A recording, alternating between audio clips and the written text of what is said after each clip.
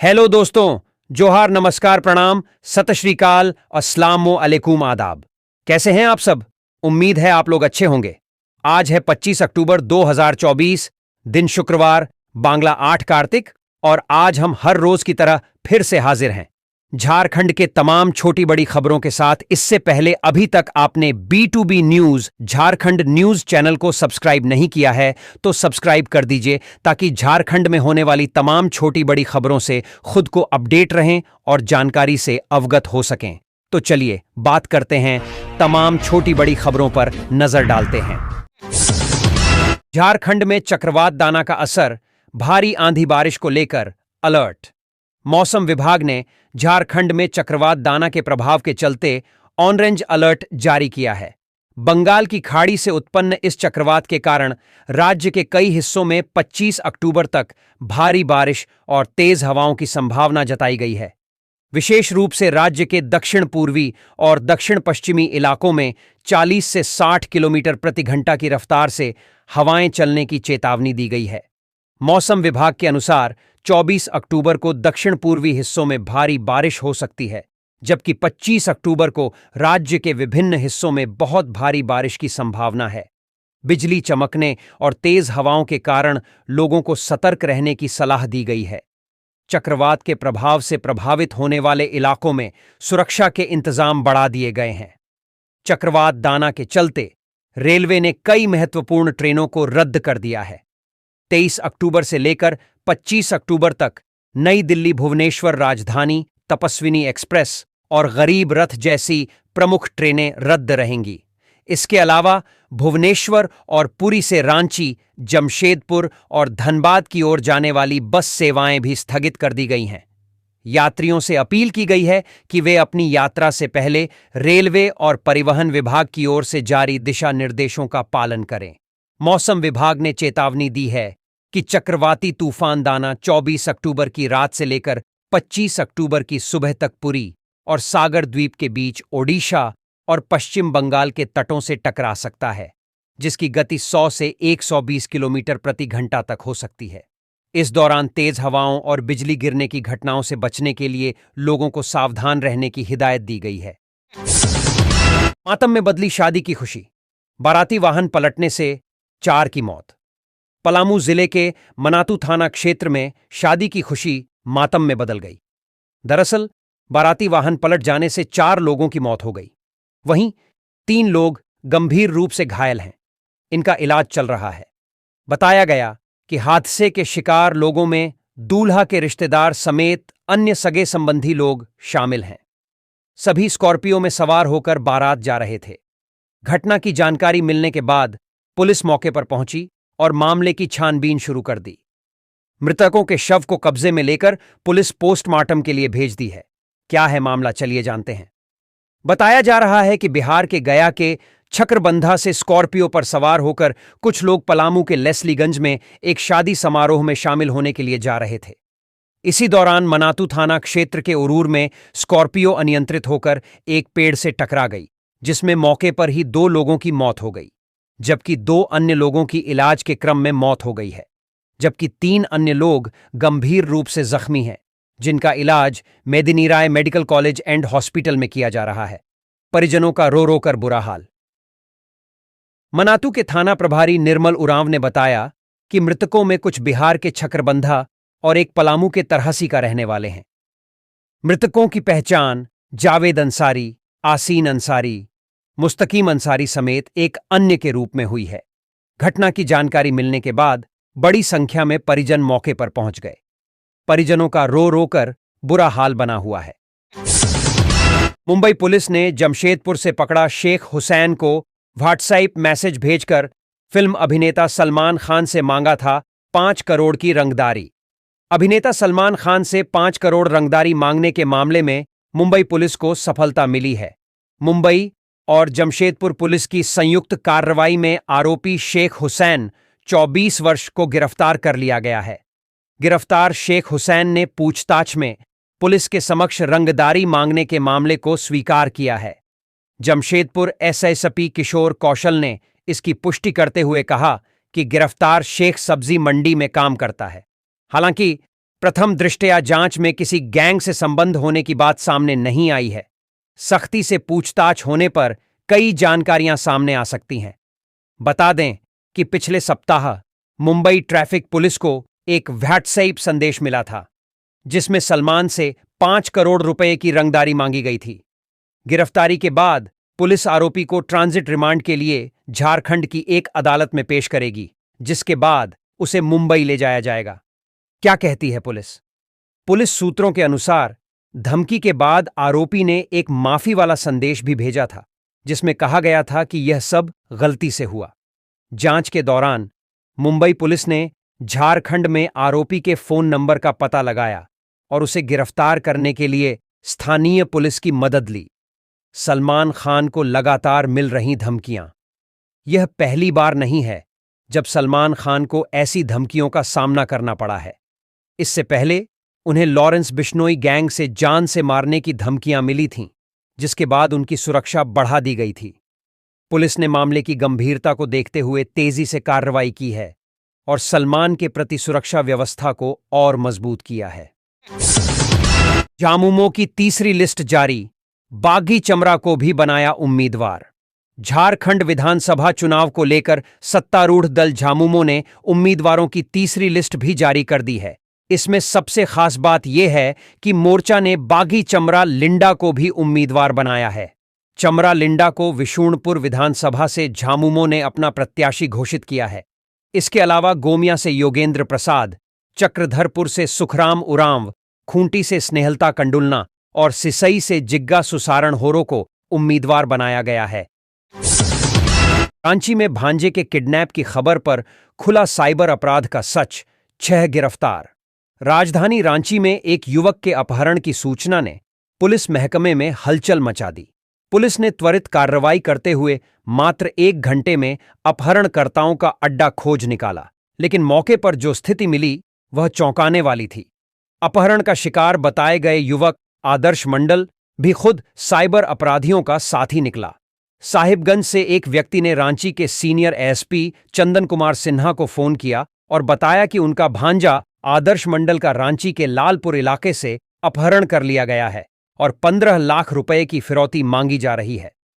इस सूचना पर एसपी ने सिटी एसपी राजकुमार मेहता के नेतृत्व में एक टीम का गठन किया, जिसमें सिटी डीएसपी रमन और अन्य थानेदार शामिल थे। 1 घंटे में मिली सफलता। पुलिस टीम ने तुरंत कार्रवाई शुरू की और टेक्निकल सेल से मिले इनपुट के आधार पर आदर्श को रांची के पीएन बोस कंपाउंड स्थित एक घर से बरामद किया। लेकिन जब पुलिस ने आदर्श को देखा तो यह स्पष्ट था कि उसका अपहरण नहीं हुआ था। जब पुलिस वहां पहुंची तो आदर्श आरोपियों के साथ बैठकर शराब पी रहा था। जांच में पता चला कि उसने शराब के नशे में अपहरण की झूठी कहानी रची थी। रांची एसएसपी ने बताया कि आदर्श का अपहरण हुआ ही नहीं था। मौके पर मौजूद सभी संदिग्धों के मोबाइल की जांच में खुलासा हुआ कि आदर्श और उसके 5 साथी शातिर साइबर अपराधी थे। इसके बाद पुलिस ने सभी 6 लोगों को गिरफ्तार कर लिया। पुलिस की पूछताछ में पता चला कि यह गिरोह साइबर ठगी में लिप्त था। गिरफ्तार व्यक्तियों के मोबाइल से ठगी के लिए किए गए ट्रांजैक्शन के सबूत मिले हैं। एसएसपी ने यह भी बताया कि गिरोह के तार राजस्थान से जुड़े हुए हैं और इस मामले में और भी खुलासे होने की संभावना है। गिरफ्तार किए गए लोगों में आदर्श, शशांक उर्फ विक्की, परमेश्वर गोप, कार्तिक धीर, अनिल प्रसाद और गुड्डू कुमार शामिल हैं। विशेष रूप से परमेश्वर गोप एक कुख्यात अपराधी है, जिसके खिलाफ 32 मामलों में केस दर्ज हैं। जयराम महतो की पार्टी ने छठी लिस्ट जारी की। बरहेट से सीएम हेमंत सोरेन के खिलाफ थॉमस सोरेन को उतारा। झारखंड विधानसभा चुनाव की तैयारी तेज हो गई है। जेएलके-एम झारखंड लोक कल्याण मोर्चा ने गुरुवार को अपने उम्मीदवारों की सूची जारी की, जिसमें कुल 7 नाम शामिल हैं। पार्टी के केंद्रीय अध्यक्ष जयराम महतो ने बरहेट सीट से मुख्यमंत्री हेमंत सोरेन के खिलाफ थॉमस सोरेन को उम्मीदवार बनाया है। इसके अलावा रांची विधानसभा सीट पर पार्टी ने प्रेम नायक को भाजपा के वरिष्ठ नेता सीपी सिंह और झामुमो की महुआ माझी के खिलाफ उतारा है। पार्टी ने उम्मीद जताई है कि ये उम्मीदवार चुनाव में अच्छे प्रदर्शन करेंगे और जनता का समर्थन प्राप्त करेंगे।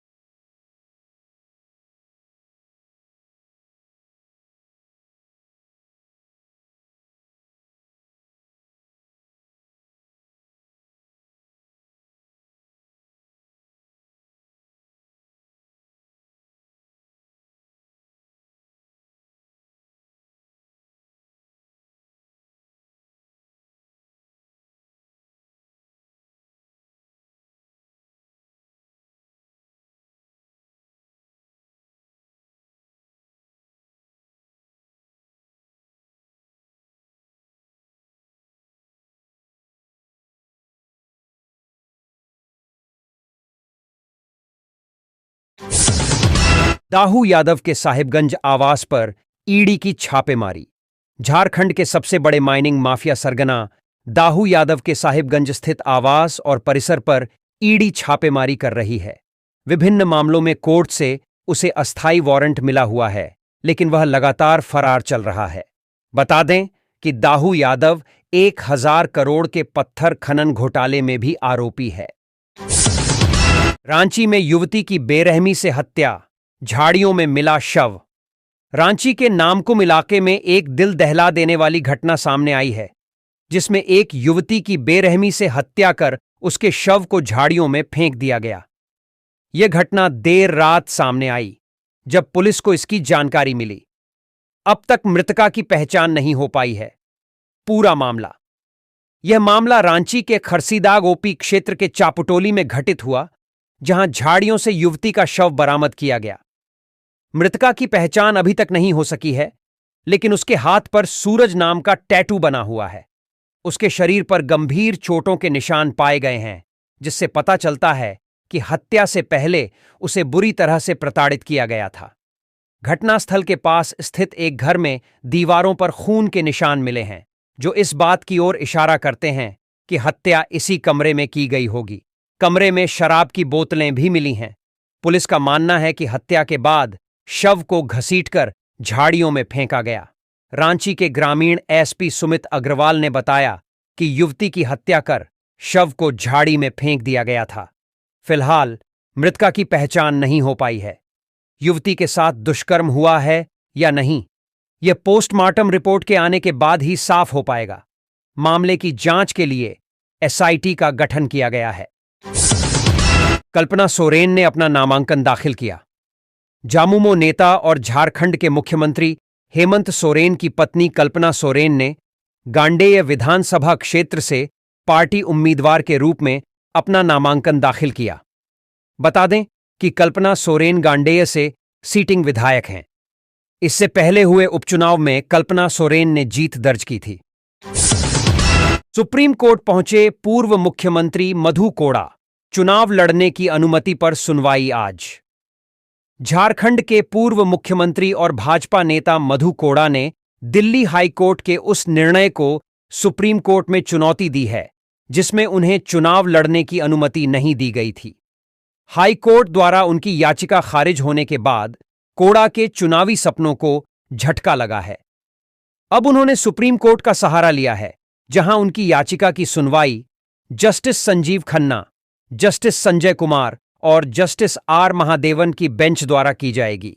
हालांकि सुप्रीम कोर्ट ने इस मामले की सुनवाई को आज तक के लिए टाल दिया है। कोर्ट ने कहा कि फाइल गुरुवार को ही सर्कुलेट हुई है और इसे अभी देखा नहीं गया है, इसलिए सुनवाई आज होगी। दिल्ली हाई कोर्ट ने मधु कोड़ा की याचिका को खारिज करते हुए कहा कि वे केवल चुनाव लड़ने के उद्देश्य से फैसले पर रोक लगाना चाहते हैं, जो उचित नहीं है। अदालत ने यह भी माना कि प्रथम दृष्टया कोड़ा इस मामले में दोषी प्रतीत होते हैं, इसलिए निचली अदालत के निर्णय पर रोक लगाने का कोई ठोस आधार नहीं है।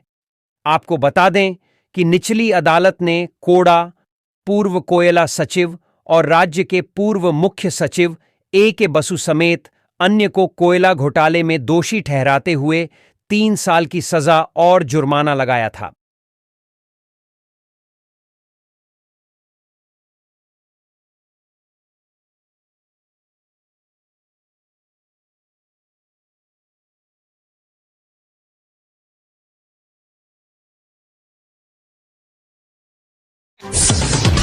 रांची में होगा त्रिकोणीय मुकाबला। भाजपा के शीर्ष नेता जुटे मुनचुन राय को मनाने में खरीदा नामांकन फॉर्म।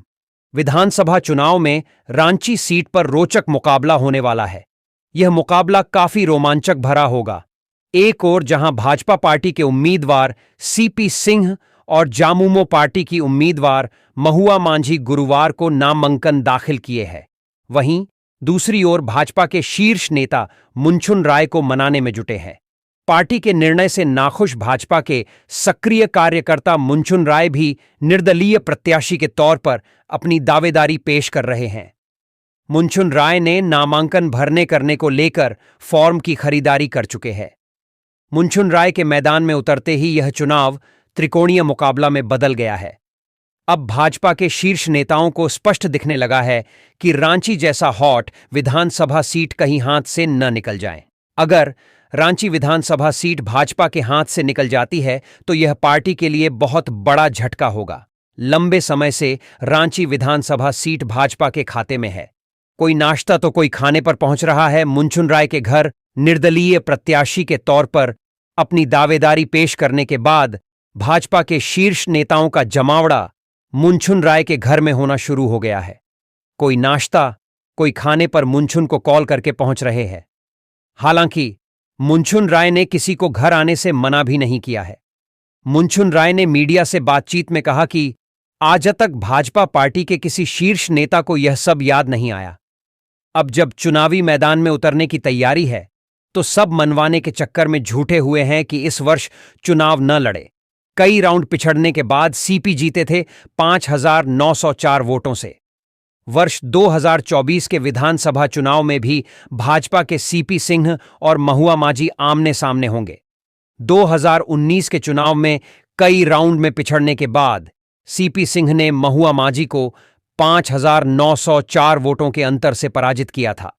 सीपी सिंह को 79,646 वोट मिले थे, जबकि महुआ माझी को 73,742 वोट।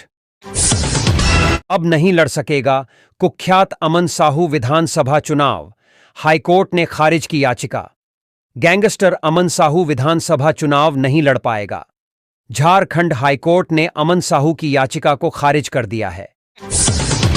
हटिया विधानसभा के लिए नवीन जायसवाल ने किया नामांकन।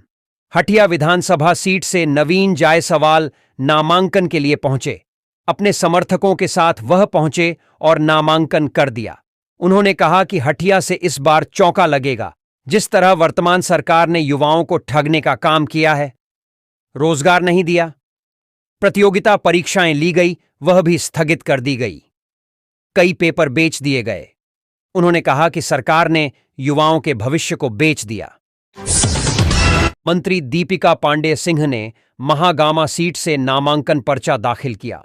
झारखंड विधानसभा चुनाव 2024 के लिए महागामा विधानसभा सीट से हेमंत सरकार में कृषि मंत्रालय संभाल रही दीपिका पांडेय सिंह ने नामांकन पर्चा आज 24 अक्टूबर को दाखिल कर दिया है। उन्होंने महिला कांग्रेस की राष्ट्रीय अध्यक्ष अलका लांबा की मौजूदगी में नामांकन पर्चा दाखिल किया। बता दें कि दीपिका पांडेय सिंह वर्तमान में महागामा विधानसभा क्षेत्र से ही विधायक हैं। नामांकन से पहले उन्होंने देवघर स्थित बाबा बैद्यनाथ मंदिर में पूजा अर्चना की।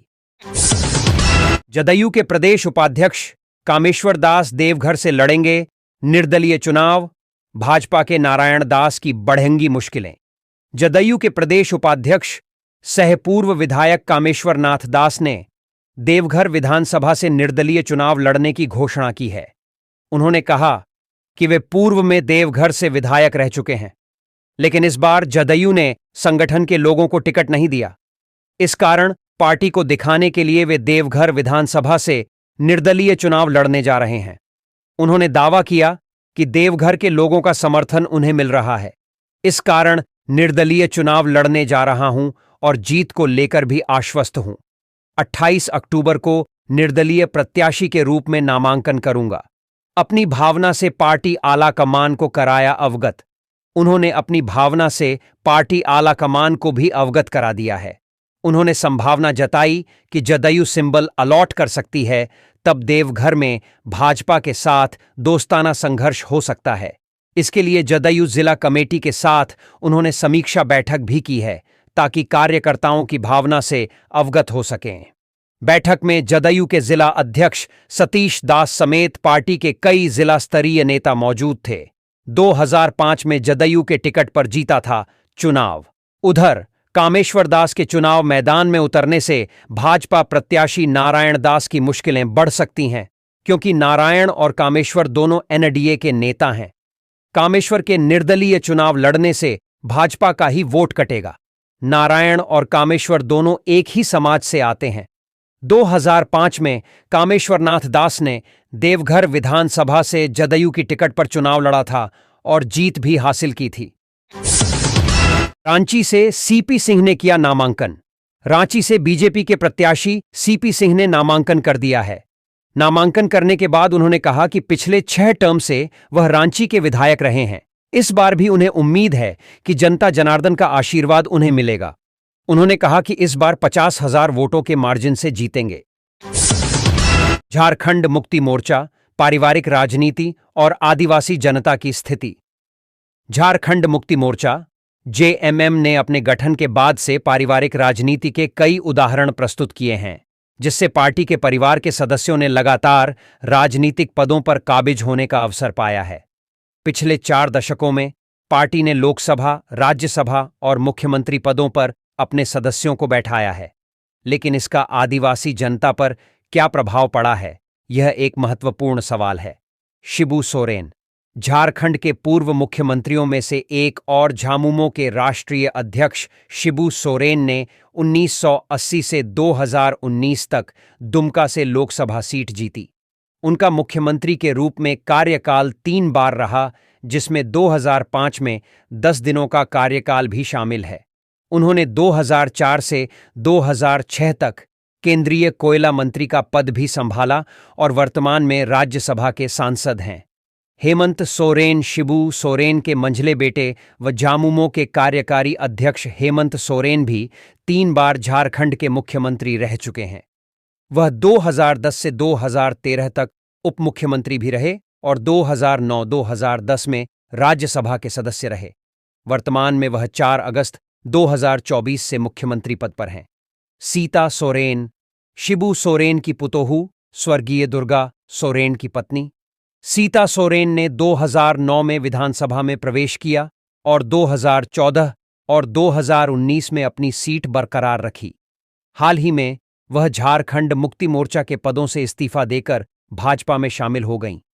वहीं इस बार विधानसभा चुनाव में जामताड़ा से भाजपा के टिकट पर खड़ी है। बसंत सोरेन, शिबू सोरेन के छोटे बेटे बसंत सोरेन ने 2016 में राज्यसभा चुनाव लड़ा, लेकिन हार गए। 2019 में दुमका विधानसभा क्षेत्र में उपचुनाव में भी उन्हें हार का सामना करना पड़ा। फिर भी उन्हें मंत्री बना दिया गया, क्योंकि बड़े भाई हेमंत सोरेन का आशीर्वाद प्राप्त था।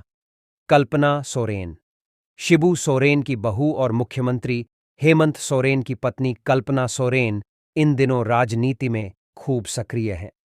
पति हेमंत सोरेन के जेल जाने के बाद कल्पना सोरेन ने पार्टी की कमान संभाली और गांडेय विधानसभा उपचुनाव में जीतकर विधायक भी बन गई हैं। वहीं इस बार भी गांडेय विधानसभा चुनाव लड़ रही हैं। वह सीएम हेमंत सोरेन के कंधे से कंधा मिलाकर झामुमो के लिए कार्य कर रही हैं। इतना ही नहीं, विरोधियों को जवाब देने में भी किसी से पीछे नहीं है। आदिवासी जनता को क्या मिला? झारखंड मुक्ति मोर्चा के नेताओं के इस पारिवारिक राजनीति से आम आदिवासी जनता को क्या हासिल हुआ, यह एक गंभीर प्रश्न है। आदिवासी समुदाय, जो अक्सर विकास के लाभ से वंचित रह जाता है, को क्या लाभ हुआ है, यह समझना आवश्यक है। पार्टी के नेताओं ने अपने पदों का लाभ उठाकर व्यक्तिगत और पारिवारिक हितों को आगे बढ़ाया है, लेकिन आदिवासी समुदाय की जरूरतों और मुद्दों को प्राथमिकता नहीं दी गई है। आदिवासी जनता की आवाज और उनकी समस्याएं अक्सर राजनीतिक विमर्श में गायब होती हैं, और यह स्पष्ट है कि पार्टी की पारिवारिक राजनीति ने वास्तविक विकास के मुद्दों पर ध्यान नहीं दिया है। क्या वास्तव में झारखंड की गरीब और ग्रामीण आदिवासी जनता की जिंदगी में कोई सकारात्मक बदलाव आया है, या यह सिर्फ राजनीतिक लाभ का खेल है? यह उन लोगों के लिए एक विचारणीय मुद्दा है जो आदिवासी समुदाय के वास्तविक विकास की कामना रखते हैं। पाकुड़ में शांतिपूर्ण चुनाव के लिए डीसी और एसपी का औचक निरीक्षण। पाकुड़ जिले में विधानसभा चुनाव को निष्पक्ष और शांतिपूर्ण तरीके से संपन्न कराने के लिए जिला निर्वाचन पदाधिकारी सह डीसी मनीष कुमार और एसपी प्रभात कुमार ने मंडल कारा में औचक निरीक्षण किया। इस दौरान विभिन्न कैदी वार्डों में सर्च ऑपरेशन चलाया गया, जिसमें किसी प्रकार के आपत्तिजनक सामान की बरामदगी नहीं हुई। डीसी मनीष कुमार ने बताया कि जिला प्रशासन चुनाव के मद्देनजर पूरी तरह सतर्क है और सभी वार्डों की गहन जांच की गई है। एसपी प्रभात कुमार ने इसे रूटीन जांच करार देते हुए कहा कि जेल में रहकर कुछ लोग चुनाव को प्रभावित कर सकते हैं, इसलिए यह सर्च अभियान जारी रहेगा। सभी वार्डों और बंदियों की बारीकी से तलाशी ली गई। केंद्र ने झारखंड के साथ सौतेला व्यवहार किया। पप्पू यादव।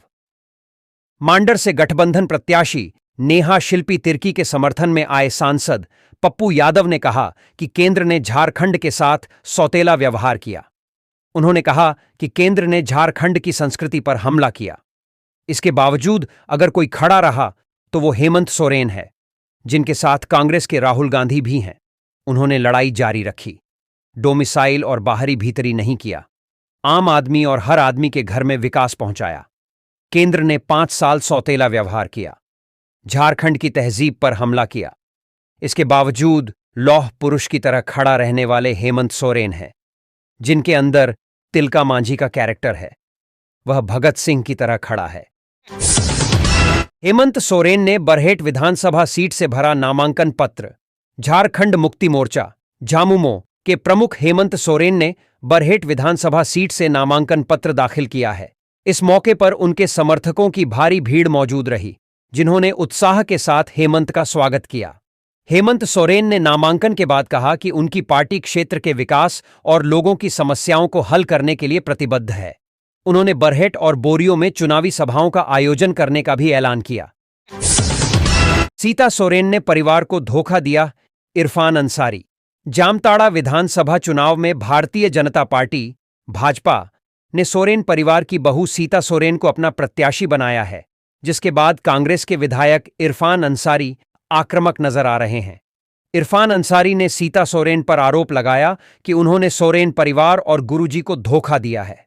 भाजपा प्रत्याशी सीता सोरेन के जामताड़ा पहुंचने के बाद इरफान अंसारी ने कहा, जिस भाजपा ने गुरुजी की मुंह पर कालिख पोतने की बात कही और आदिवासी मुख्यमंत्री हेमंत सोरेन को जेल भेजने का काम किया, आज सीता सोरेन उसी पार्टी की गोद में बैठकर परिवार को धोखा दे रही हैं। उन्होंने यह भी कहा कि सीता सोरेन एक बाहरी उम्मीदवार हैं और उनके चुनावी मैदान में उतरने से कोई फर्क नहीं पड़ेगा। दूसरी ओर सीता सोरेन ने भी अपनी सक्रियता शुरू कर दी है। उन्होंने हेमंत सरकार पर निशाना साधते हुए कहा कि सरकार राज्य की जनता के साथ धोखा कर रही है। उन्होंने बेरोजगारी और पलायन को बड़ी समस्याएं बताया और कहा कि अगर वे विधायक बनी तो जामताड़ा का कायाकल्प होगा। सीता सोरेन ने आगे कहा, मेरे पति स्वर्गीय दुर्गा सोरेन के अधूरे काम को पूरा करने का सपना था, लेकिन जिस पार्टी में थी वहां काम नहीं कर पाई। भाजपा ने बदलाव का संकल्प लिया है, इसलिए राज्य में बदलाव जरूरी है। जयराम महातो को वोट कटवा और सुदेश महातो को बताया बड़ा नेता। जेपी पटेल। टुंडी प्रत्याशी मथुरा महातो के नामांकन में धनबाद पहुंचे कांग्रेस के मांडू प्रत्याशी जेपी पटेल ने बड़ा बयान दिया है। उन्होंने जयराम महातो को वोट कटवा और आजसू सुप्रीमो सुदेश महातो को अपने समाज का बड़ा नेता बताया है। साथ ही कहा कि बीजेपी के पास अपना प्रत्याशी नहीं है, बाहरी नेताओं के साथ वह चुनाव लड़ रही है। जेपी पटेल ने कहा कि जनता ने पिछले विधानसभा चुनाव में करीब 47 सीटें महागठबंधन को दी थी। हेमंत सोरेन ने जिस तरह से जन कल्याणकारी योजनाएं लाई हैं, निश्चित रूप से उसका फायदा इस चुनाव में मिलेगा। थोड़ी बहुत चीजें बच गई हैं।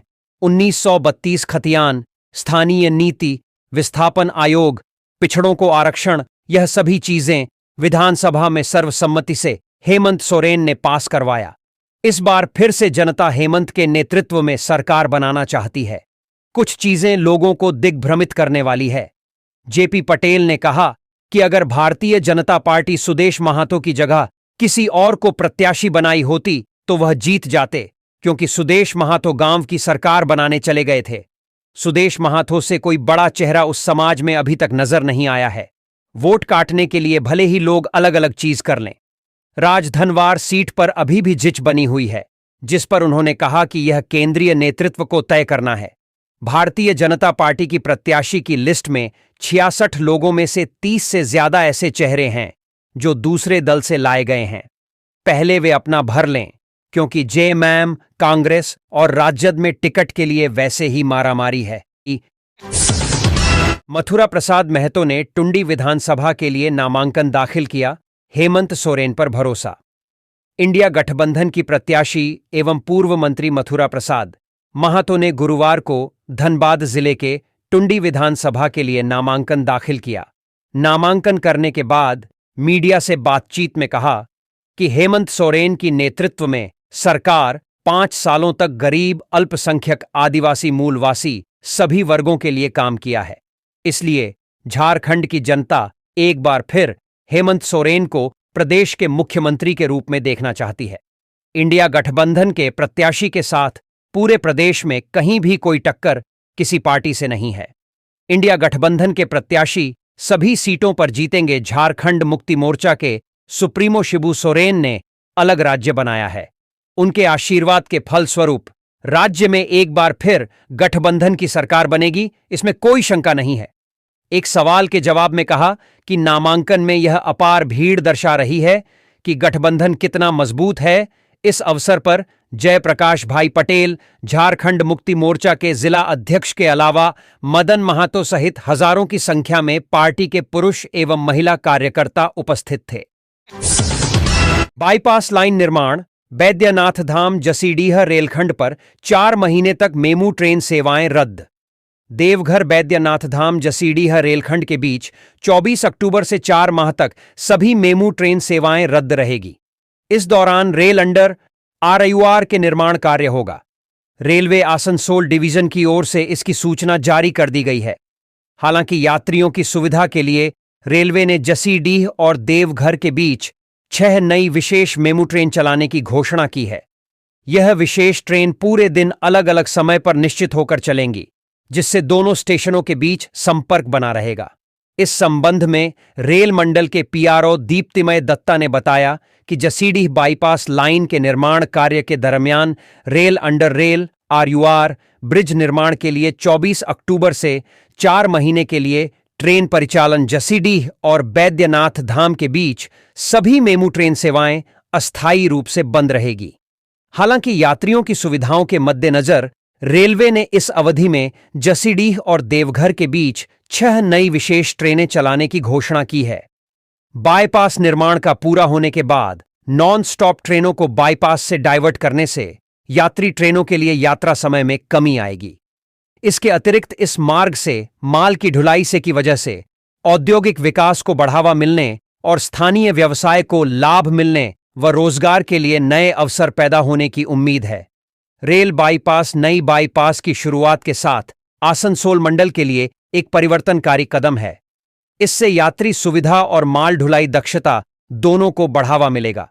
पूर्वी रेलवे का आसनसोल मंडल एक महत्वपूर्ण मील का पत्थर साबित होगा, जो रेल संपर्क को बढ़ाने, यातायात को कम करने और आर्थिक विकास को बढ़ावा देने का कार्य करेगा।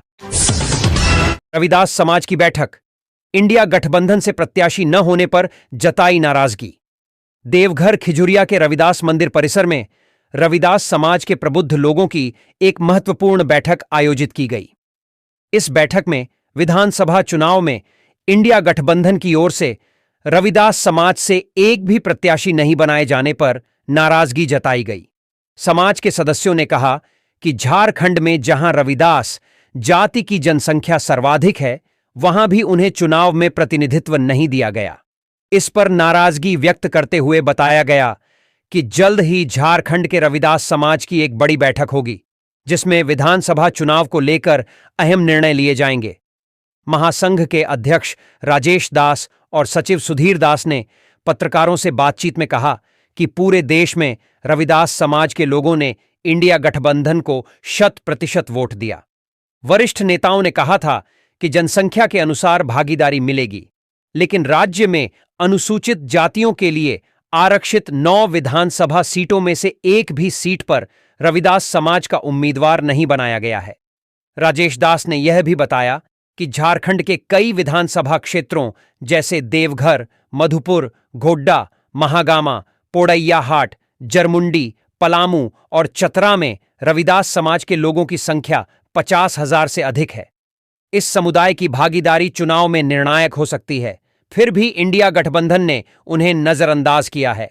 बैठक में कुलदीप दास, प्रकाश राज अंबेडकर, मिलन कुमार, कुमुद कुमार दास, गणेश दास, मनोज दास, मणिलाल दास, प्रदीप कुमार दास और बुधन बौद्ध सहित कई सदस्य उपस्थित थे।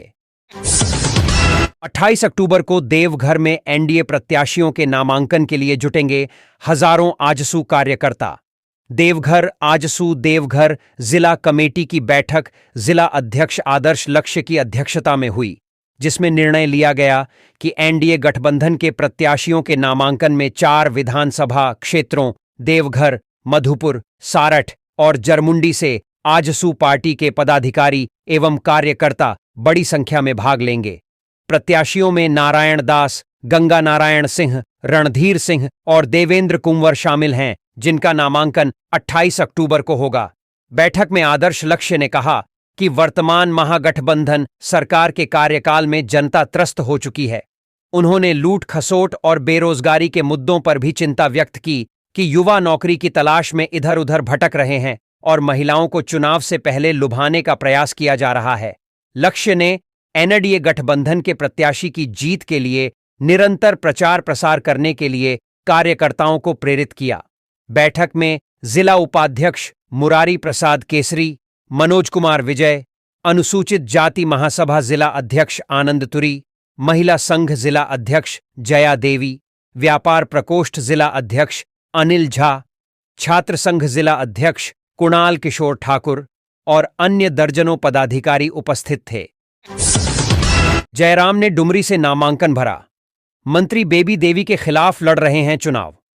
झारखंड लोकतांत्रिक क्रांतिकारी मोर्चा जेएलकेएम के नेता जयराम कुमार महातो ने डुमरी विधानसभा सीट से अपना नामांकन पर्चा दाखिल कर दिया है। जयराम ने गुरुवार को डुमरी अनुमंडल पदाधिकारी के समक्ष पर्चा दाखिल किया, जहां भारी भीड़ ने उनका स्वागत किया। जयराम महातो तेजी से उभरे युवा नेता हैं, जिन्होंने 2024 के लोकसभा चुनाव में गिरिडीह सीट से भाग लिया था और उन्हें भारी मत मिले थे। डुमरी विधानसभा क्षेत्र में जयराम को 90,541 वोट मिले थे, जबकि उनके प्रतिद्वंद्वी आजसू को 55,421 और अन्य को 52,193 वोट मिले थे। इस परिणाम ने झारखंड मुक्ति मोर्चा झामुमो और आजसू दोनों की परेशानियों को बढ़ा दिया है। डुमरी विधानसभा सीट झामुमो का गढ़ रही है, जहां की वर्तमान विधायक बेबी देवी हेमंत सोरेन की सरकार में मंत्री हैं। जयराम महातो की पार्टी जेएलकेएम ने अब तक 58 सीटों पर अपने प्रत्याशी उतारे हैं। डुमरी के अलावा गिरिडीह सीट पर नवीन आनंद चौरसिया और बगोदर सीट पर डॉक्टर सलीम अंसारी भी चुनावी मैदान में हैं। छतरपुर में पुलिस नक्सली के साथ मुठभेड़, नक्सलियों को गोली लगने की सूचना। विधानसभा चुनाव को देखते हुए नक्सल प्रभावित इलाके में लगातार अभियान चलाया जा रहा है। इसी क्रम में गुरुवार को नक्सलियों के साथ पुलिस की मुठभेड़ हुई है। यह कार्रवाई छतरपुर थाना के भिखी गांव के पास रंगुआ पहाड़ पर हुई है। इस भीषण मुठभेड़ में नक्सलियों को गोली लगने की सूचना आ रही है। फिलहाल जंगल में सर्च अभियान चलाया जा रहा है। मझगांव प्रत्याशी बड़कुंवर गागराई ने किया नामांकन, कहा भाजपा ही इस प्रदेश का विकास कर सकती। भारतीय जनता पार्टी के मझगांव प्रत्याशी बड़कुंवर गागराई ने जिला समाहरणालय में नामांकन दाखिल किया। नामांकन दाखिल करने के बाद मीडिया से विशेष बातचीत करते हुए कहा कि देश के प्रधानमंत्री नरेंद्र मोदी देश ही नहीं पूरे दुनिया में देश का नाम रोशन कर रहे हैं। प्रदेश की जनता इस बार भारतीय जनता पार्टी के साथ है। इस बार भाजपा प्रदेश में पूर्ण बहुमत की सरकार बनाएगी। बीजेपी है कि इस प्रदेश का विकास कर सकती है। जनता जनार्दन ने मन बना लिया है, एनडीए के प्रत्याशी प्रत्येक सीट पर जीत दर्ज करेंगे। प्रदेश में भाजपा की सरकार बनेगी और प्रदेश खुशहाली की ओर अग्रसर होगा। इस अवसर पर बारीपदा उड़ीसा के विधायक बुधन मुर्मू, भाजपा नेता अनिल विजय सिंह देबू बनर्जी के अलावा भारतीय जनता पार्टी के हजारों की संख्या में कार्यकर्ता उपस्थित थे। जमशेदपुर में भाजपा की नामांकन सभा, हिमंता बिस्वा शर्मा ने हेमंत सोरेन को घेरा। जमशेदपुर भाजपा प्रत्याशियों के नामांकन सभा में असम के मुख्यमंत्री हिमंता बिस्वा शर्मा शामिल हुए। इस मौके पर पोटका विधानसभा से मीरा मुंडा, जमशेदपुर पूर्व से पूर्णिमा दास साहू, जुगसलाई से रामचंद्र सहिस और जमशेदपुर पश्चिम से जदयू प्रत्याशी सरयू राय ने नामांकन किया। सभा में हिमंता बिस्वा सरमा ने झारखंड की हेमंत सोरेन सरकार पर गंभीर आरोप लगाए। उन्होंने कहा कि हेमंत सरकार में युवाओं का कोई भविष्य नहीं है और सीजीएल जैसी परीक्षाओं में घोटाले हो रहे हैं। शर्मा ने कहा कि भाजपा की सरकार बनते ही सीजीएल घोटाले की सीबीआई जांच कराई जाएगी और जिन लोगों ने पेपर लीक किया है उन्हें सजा दी जाएगी। उन्होंने कहा, झारखंड में भाजपा की सरकार बनने पर जल, जंगल और जमीन की लूट को रोका जाएगा। बालू माफियाओं पर कड़ी कार्रवाई की जाएगी और महिलाओं के लिए 2100 रुपए देने की गोगो दीदी योजना लागू की जाएगी। शर्मा ने यह भी कहा कि भाजपा सरकार 1 साल में 1.5 लाख नौकरियों का वादा करती है। हिमंता ने हेमंत सोरेन को निशाना बनाते हुए कहा कि उन्होंने अपने पिता शिबू सोरेन की कसम खाकर भी जनता से कि वादे पूरे नहीं किए। बेरमो विधानसभा में नॉमिनेशन के बाद कांग्रेस और भाजपा के प्रत्याशियों के बीच शुरू हुआ आरोप प्रत्यारोप। बोकारो झारखंड विधानसभा के दूसरे चरण की नॉमिनेशन प्रक्रिया के तहत बेरमो विधानसभा क्षेत्र में कांग्रेस के प्रत्याशी कुमार जय मंगल उर्फ अनूप सिंह और भाजपा के प्रत्याशी रविंद्र कुमार पांडे ने अपना पर्चा भरा। भाजपा प्रत्याशी रविंद्र कुमार पांडे ने कुमार जय मंगल पर हमला बोलते हुए कहा कि विधायक ने अपने 5 साल के कार्यकाल में सिर्फ कोयला और लोहा की चोरी करवाने का काम किया है। क्षेत्र में विकास कहीं भी नहीं दिख रहा है और आगामी चुनाव में जनता उन्हें सबक सिखाएगी। वहीं नामांकन के बाद कुमार जय मंगल ने पलटवार करते हुए कहा कि रविंद्र पांडे 5 बार के सांसद रहे हैं, लेकिन उन्होंने क्षेत्र में क्या किया यह सबके सामने है। मुझ पर कोयला चोरी का आरोप लगाने वाले खुद के पास 150 हाइवा हैं और 300 करने में जुटे हैं। यह चुनाव दिखाएगा कि क्षेत्र की जनता उन्हें कितना चाहती है। इसके अलावा गोमिया विधानसभा से प्रत्याशी लंबोदर महातो ने भी अपना पर्चा दाखिल किया और क्षेत्र में किए गए विकास कार्यों के साथ चुनाव लड़ने का संकल्प लिया। चक्रवाती तूफान दाना का प्रभाव, कल बंद रहेंगे कोल्हान के सभी स्कूल। भारत मौसम विज्ञान विभाग ने झारखंड राज्य पर चक्रवाती तूफान दाना के प्रभाव की आशंका जताई है। भारी वर्षा और तेज हवा की चेतावनी जारी कर दी गई है। उपायुक्त पश्चिमी सिंहभूम चाईबासा से प्राप्त अनुरोध के आलोक में कोल्हान प्रमंडल चाईबासा के अंतर्गत पश्चिमी सिंहभूम, पूर्वी सिंहभूम एवं सरायकेला खरसावां जिले में संचालित सभी कोटि के सरकारी, गैर सरकारी सहायता प्राप्त, गैर सहायता प्राप्त, अल्पसंख्यक सहित और सभी निजी विद्यालयों में केजी से 12 तक की कक्षाएं 25 अक्टूबर को बंद रहेंगी। स्कूली शिक्षा एवं साक्षरता विभाग ने आदेश जारी कर दिया है। निर्दलीय प्रत्याशी उत्तम यादव ने किया नामांकन, रांची की समस्याओं के समाधान का किया वादा। राजधानी रांची में विधानसभा चुनाव को लेकर उत्तम यादव ने निर्दलीय प्रत्याशी के रूप में नामांकन किया है। नामांकन के बाद उन्होंने कहा कि पिछले 29 वर्षों से रांची में एक ही व्यक्ति विधायक बने रहे हैं, जबकि पिछले 2 चुनावों में महुआ माझी रनर रही हैं। इस दौरान रांची के लोगों को समस्याओं का सामना करना पड़ा है, लेकिन किसी भी विधायक ने सड़कों पर आंदोलन नहीं किया। रांची विधानसभा से अपने नामांकन के दौरान कहा कि यदि वे विधायक बनते हैं तो उनकी प्राथमिकता रांची की मूलभूत सुविधाओं को सुनिश्चित करना होगा। उन्होंने रांची के तीनों डैम से गाद निकालकर हर घर में नल का जल पहुंचाना, जल जमाव से मुक्ति करने की बात कही। साथ ही चरस, अफीम, ब्राउन शुगर और इंजेक्शन मुक्त राजधानी बनाने का दावा किया। रांची में इंजीनियरिंग कॉलेज, आईटीआई और मेडिकल कॉलेज की स्थापना करने के साथ ही युवाओं को रोजगार से जोड़ना, विकास कार्यों में कमीशन खत्म करना और री एडमिशन के नाम पर शुल्क वसूली बंद करने का काम किया जाएगा।